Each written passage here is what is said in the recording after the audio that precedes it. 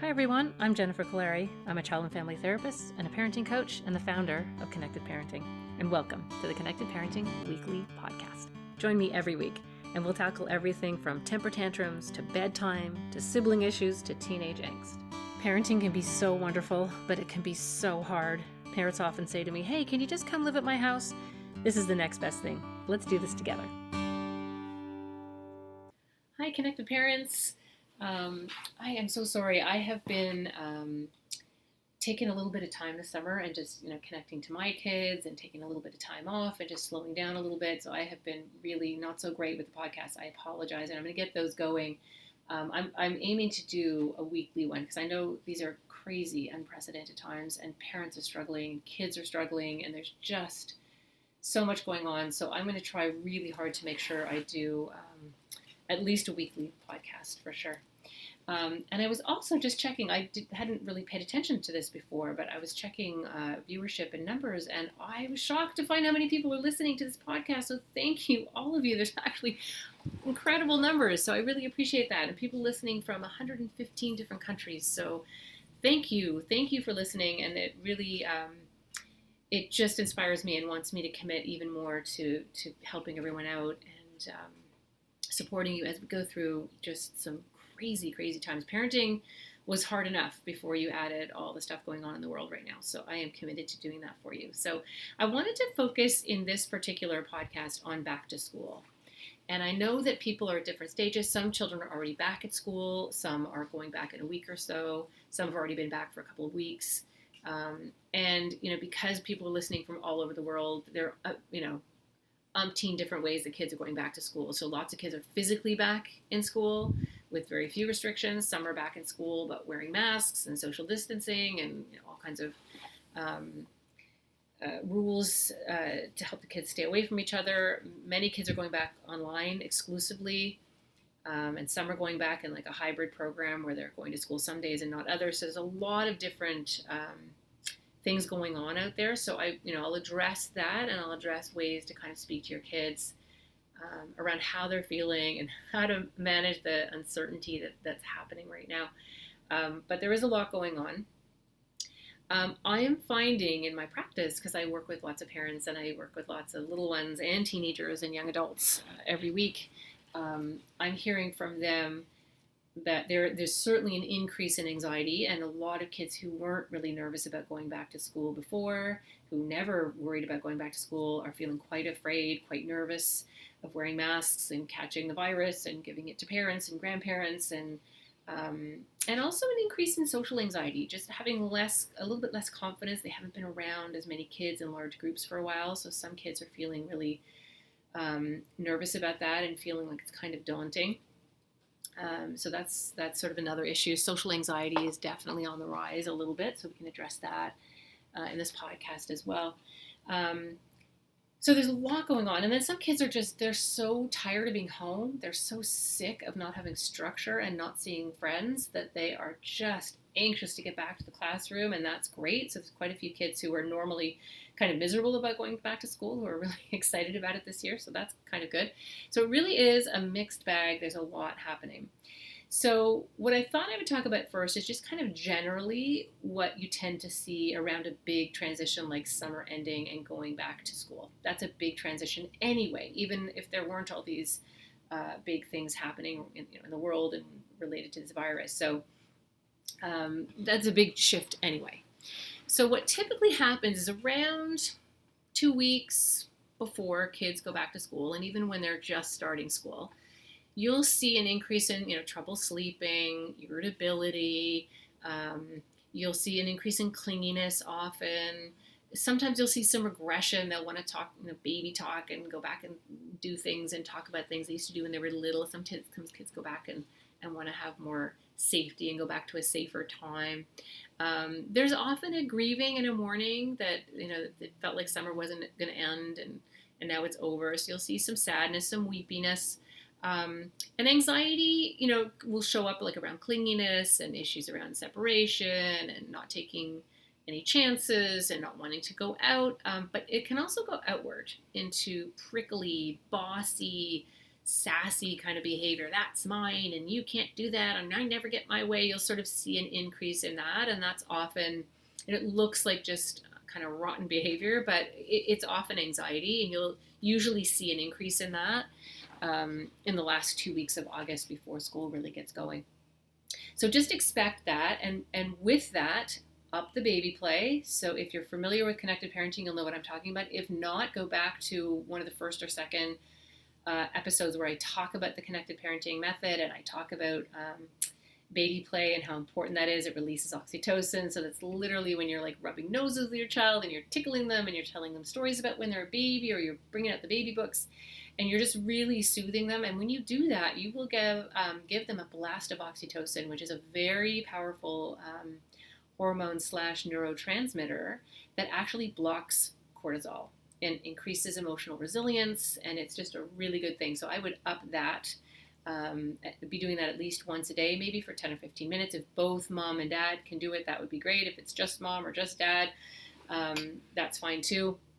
But as many people doing it as possible, I think is really great. And that can certainly help. That is literally a medicine that will just calm everyone down.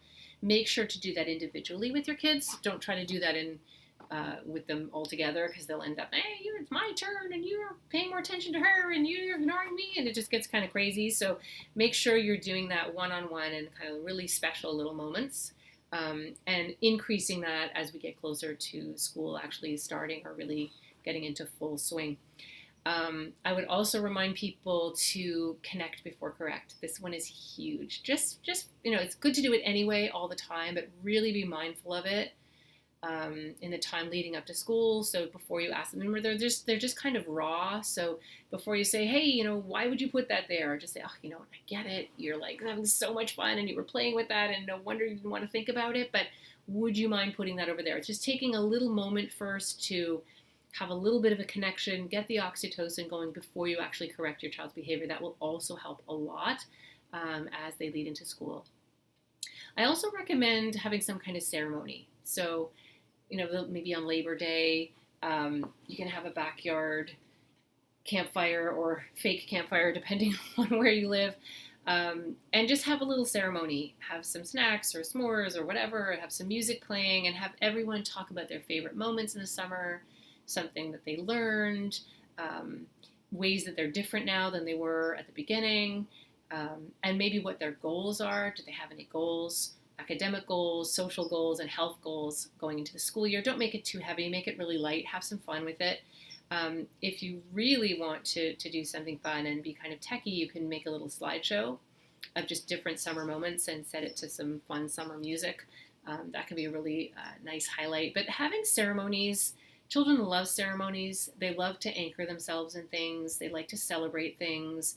It gives them some closure. It really marks the end of summer and the beginning of a new year.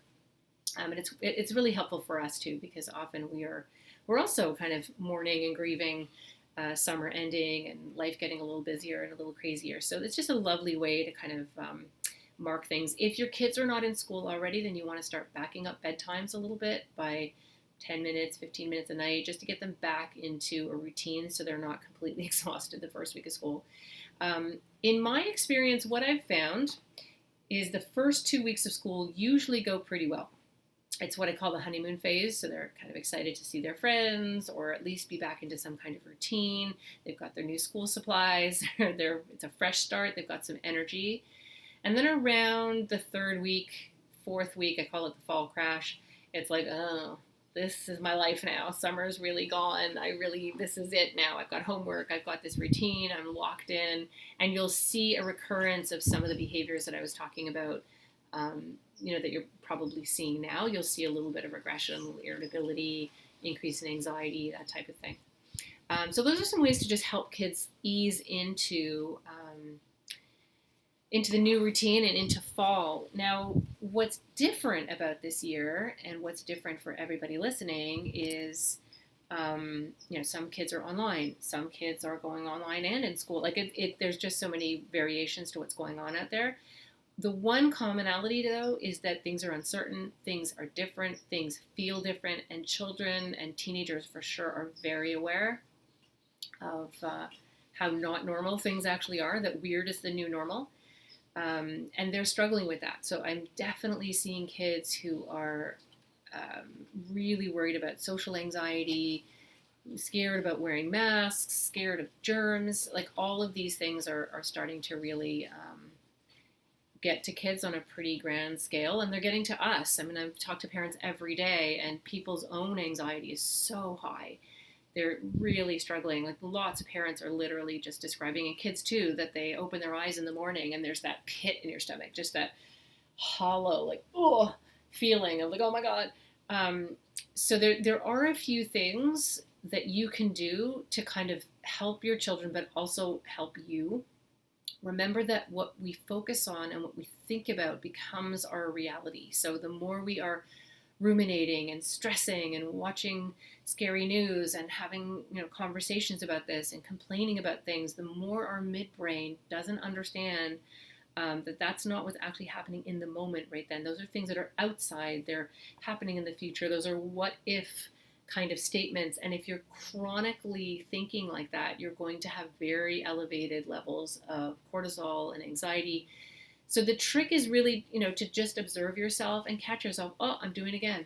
Okay, you know what? I don't need to be so negative right now. I don't need to be thinking about all the things that can go wrong. Can I just take a moment and think about something neutral?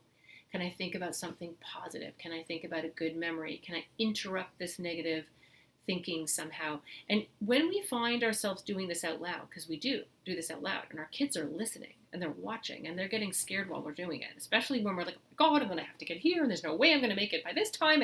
But we're going to doing that stuff. Our children are watching us. So as you're doing that out loud, catch yourself and say, you know what?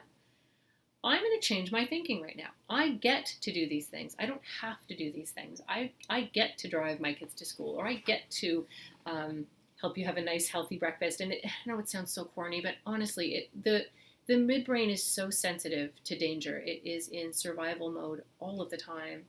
So when you find ways to use that higher order thinking, to think on a grander scale, to just pull the lens back a little bit, to be able to talk to yourself and say, this isn't actually an emergency. It feels like an emergency, but it's not really an emergency. I'm not actually in danger right now.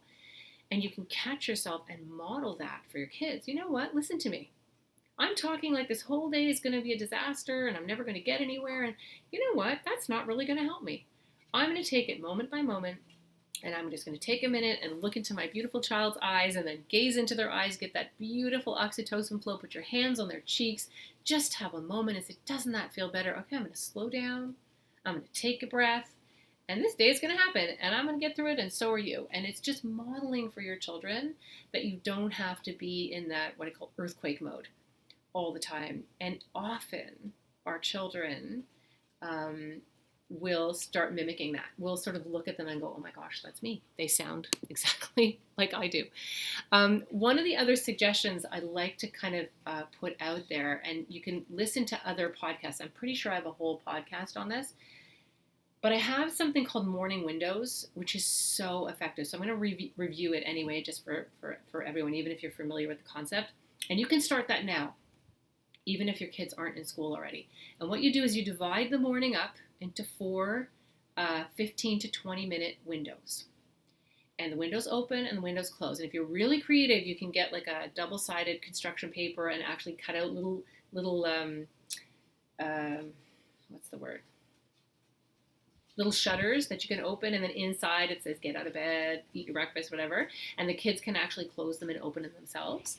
So the first window is personal time. They get to lie in bed, you can snuggle them, they can get out of bed and play with their toys. I would not introduce screens, but they can do something. If it's a teenager, they can stay in bed for 15 or 20 minutes, and you're going to let them know when the personal window opens, and then they're going to come back 2 minutes before and let them know that it's closing. Don't bug them in between.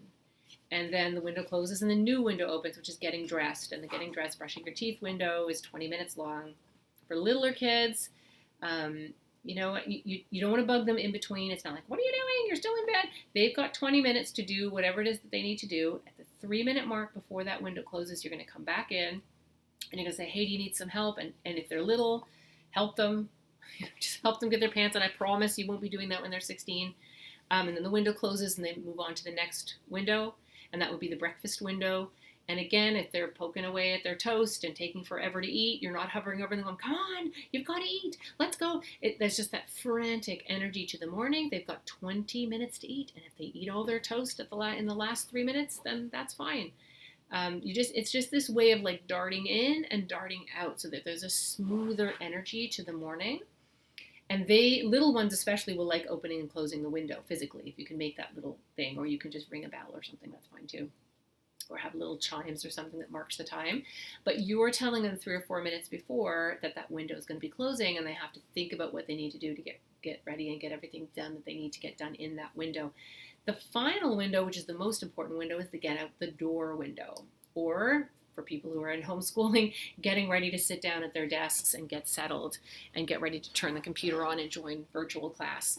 So we think that window, we sort of imagine that we're like, come on kids, let's go, and they're going to follow us out like little ducks. It really doesn't work that way, and not in any houses really. I mean, we can have these rogue mornings that go remarkably well, and then you talk about it all day and think, well, can I repeat that? How did that happen? And they just, for some reason, spontaneously go well. But most of the time, it's like pushing a boulder uphill. So this window, you're leaving 20 minutes. So you're leaving time for sock fits, and I don't know where my favorite pencil is, and he took my this, and I want to wear my hair like that. And you've built in lots of time for that, so that you are either waiting at the door or ready to get them upstairs to their computers. And you've already built in this time for all the kind of fluffing around. Kids are not fantastic with transitions. They just need these buffers, these windows, to prepare themselves to settle down and get on to the next window. Then what you're going to do is, if they get through all those windows and they've done all the things they need to do, you can use some kind of positive reward. They can get stickers. They can get popsicle sticks. They can earn what they pick for dinner. It doesn't have to be a toy. It doesn't have to be a thing. It can be they get to pick the movie on Saturday, whatever. You can find some way. I do like to use incentives sometimes, and you probably won't use it for more than 2 or 3 weeks. These things have a bit of a shelf life, and then they get old, but it's usually just enough to set some good patterns and get some routines in place. So if they do all their windows and they get everything closed, and maybe you want to have most of it and they still get the positive reinforcement usually works very, very well. That's great. And you can, if you want to use negative reinforcement, I wouldn't make it too major. It would be something like, if they wasted one of the windows and they wasted 20 minutes or 15 minutes, then they lose 15 minutes of tech time or something after school. And they're like, I want to play on my iPad. And you're, oh, you know what? I get it. I know you had a good day and you worked really hard and you love your game, but you blew your getting, dressed window. So you owe me that time back. So in 15 minutes, you can have your time. So that usually works really well. And again, it's not punishment. It's just a natural, lovely way to show kids that there's consequences. Stay very neutral. You can mirror. You can support them. But be really consistent. Say what you mean and mean what you say. So the morning window should help. And if kids aren't back at school already, you can put that in place. And if they are, you can sit down, tell them a little bit about it, get them excited about it, and start it whenever you want to start it. That's fine. You can either start it on a Monday or start it midweek, whatever. And it usually works really well. I've had really, really good feedback on that. And I think it's a great tool to get everyone started and get everyone organized with some really good routines, as school gets going. You can also, I would also recommend, with the backing up of the bedtimes, having a really predictable, solid bedtime routine too, leading up to school. That really helps. So I will do another podcast very shortly on kind of the transitions that are about to happen with school, the sort of crash point that happens 3 or 4 weeks in, when it all kind of starts to unravel a little bit. So I will help you all with that. Thank you so much for listening. I really do appreciate everyone being on here, and I will look forward to doing this much more regularly with everyone. So happy back to school. I hope that it goes smoothly, and that the routine is good for the kids, and that everybody makes the best transition that they can possibly make. And I will talk to you all soon. Hi, I'm Barrett Kaleri from Connected Parenting. I hope you enjoyed our podcast. And don't forget to check us out on the web at connectedparenting.com and like us and follow us on Facebook.